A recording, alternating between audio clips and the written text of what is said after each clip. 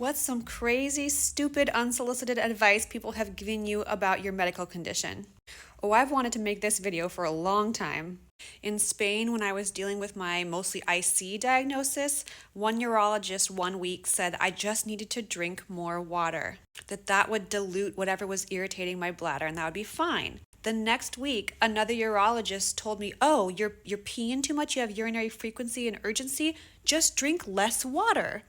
I had a video that went viral because a doctor recently told me to put a band-aid over my clitoral frenulum, where I've had provoked and unprovoked neuropathic pain since a surgery to that area. Okay, putting a band-aid over your frenulum is like telling someone to put a band-aid on your eyeball that your eyelid would then somehow have to go over every time you blinked. That same doctor asked me when I showed him all the list of medications and treatments I tried, he said, "Have you tried just stopping everything? Not taking any medications at all, not even the ones that help, the ones that don't help, no supplements, just stopping everything that you're using to try to help," which is stupid, but I also had already tried it. I had definitely already tried exactly that for the same kind of like last ditch thought process. I remember when I was first dealing with just the interstitial cystitis, a friend was listening to my struggle of trying to get to work, which required a metro commute in Spain. And there was no place to go to the bathroom. There were no public restrooms and an hour and a half of travel. And I had to pee every 20 to 30 minutes at that point. And she suggested that I just wear a diaper.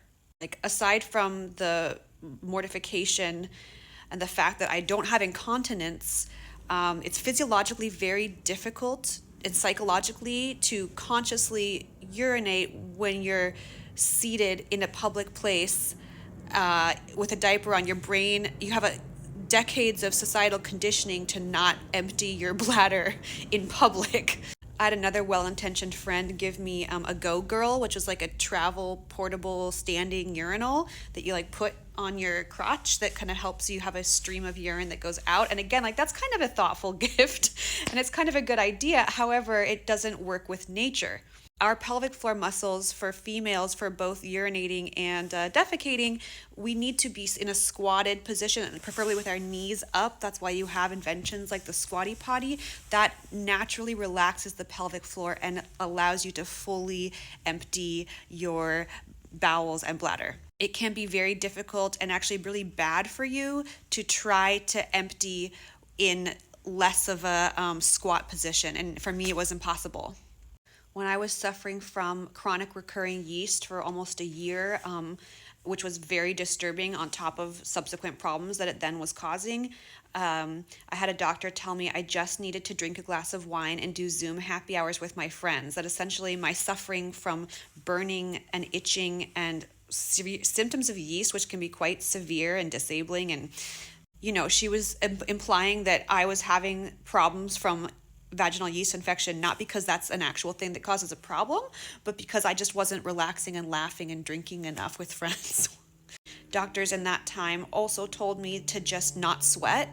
They told me to not take long hot showers or baths or hot tubs and to change out of sweaty clothes immediately, which is impossible when you live in a desert in the summer. Like, you're gonna get sweaty just driving your car down the street. And honestly, if you are telling a human being that they cannot take a normal hot bath and that it's their hygiene's at fault, those are normal things that people should be able to do. If I have a microbiome vaginal problem, that means I can't take a bath. That's something that you, the doctors, need to address, like treating my infection. I had a doctor at a chronic pain program, of course, not only deny that my chronic pain could have a physiological cause, but he went way back and tried to tell me that clitoral adhesions aren't real, that adhesions don't cause pain in anyone ever of any kind. He also told me that yeast infections just cause itching. They don't cause any burning or other problems. I've had athlete's foot. It's not just itching, it's burning. And this guy was talking about vaginal yeast infection and he had never had a vagina. So how would he know what a vaginal yeast infection feels like? I had a fight with one of my family members once 10 years ago when I was dealing with the issues, and I was angry. They were angry at me. It was some household problem, and they then decided to tell me that this is the reason why I'm chronically ill. My anger, the fact that I am an angry person. We had a legitimate dispute over something normal in people that share households, but they decided to go for the jugular and to ignore our actual interpersonal problem.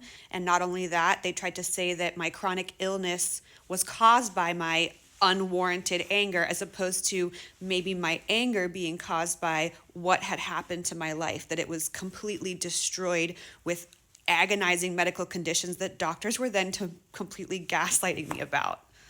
I tried to date someone last year, and on our first date, when I explained to them that I had a nerve pain in my pelvic area from a surgery and that I had to bring a cushion, and that just tried to like get that out of the way since we were going to go to dinner and I was going to be bringing it.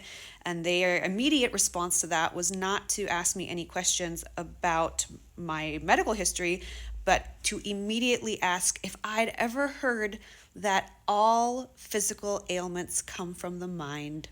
And did I think that could be happening to me? And they asked if I'd ever tried any holistic treatments. If I were to tell them all the holistic treatments that I was actively doing and that I've tried, it would have taken the next week.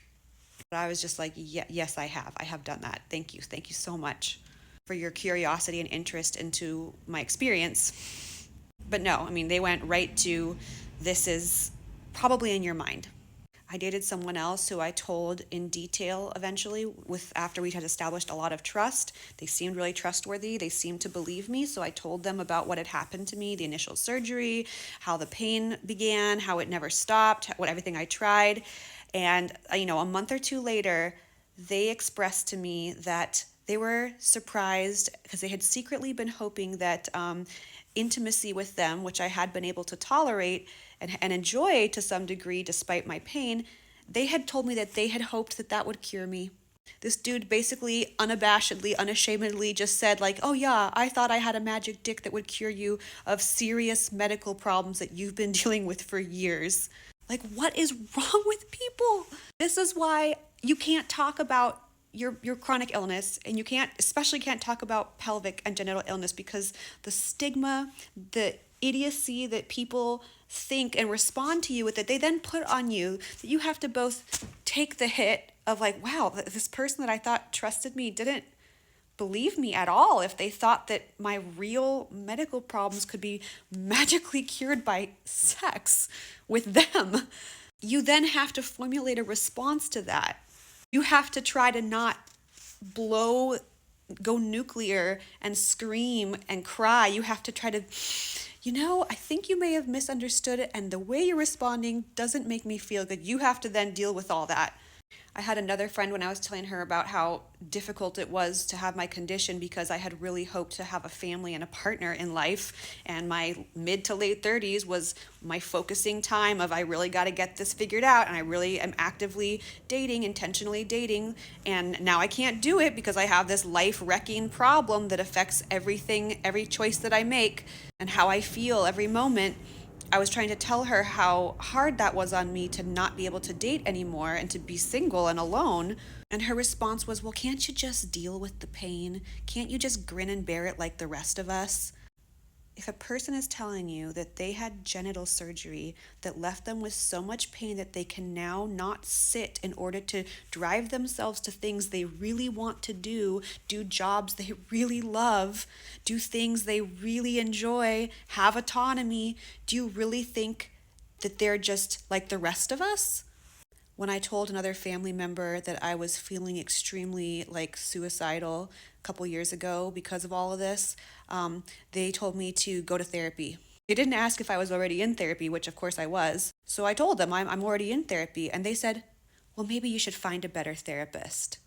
That was the advice that I got, not how can I help you? Can I be there for you? Can I do anything for you? Can I call you more? I'm so sorry to hear that. Like zero empathy, zero concern, just this is a you problem. Well, you need to find a better therapist then if that's how you feel, because clearly feeling like that is totally abnormal and wrong and a you problem and nothing to do with me. And lastly, I had another family member tell me that my struggles to date with genital nerve pain that disabled me in a daily way was just like her being abstinent in college for religious reasons. That she could relate to what I was going through with constant pain and a mortifying area because she chose to abstain from sex for a couple years in college, and because she said she was religious. There is nothing similar about those two scenarios.